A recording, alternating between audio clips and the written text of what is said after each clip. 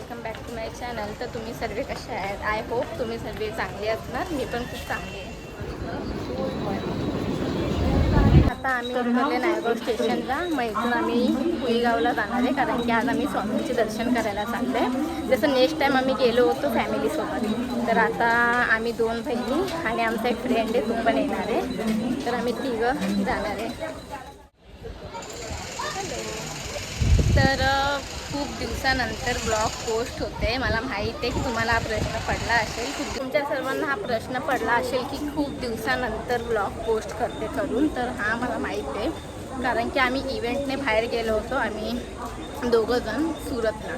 तर तिथे गेल्यावर आम्हाला टाईम भेटला नाही ब्लॉग पोस्ट करायला आणि काढायलासुद्धा भेटणार आहे. साधा एक फोटो पण नाही, कारण की काम खूप होतं आणि तिथं गेल्यावर सडनली आमची तब्येत खराब झाली. माझी पण झाली, माझ्या बहिणीची पण झाली. तर आमचा मूड पण नव्हता ब्लॉग पोस्ट करायचा, काय क्लिक करायचा फोटो व्हिडिओ. म्हणून खूप दिवसानंतर आज मी हा ब्लॉग काढायला. तो पण देतो एक.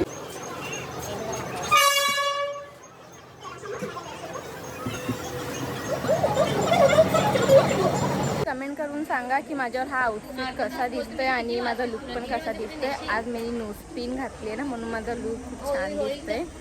नेहमी मी नोजपिन घालत नाही, तर आज मी नोजपिन घातली आहे. तर नक्की कमेंट करून सांगा मी कशी दिसते आणि माझा आउटफिट पण कसा दिसतोय. नायगाव स्टेशनला वेट करतोय. आमचा फ्रेंड येईल, अजून आला नाही तो.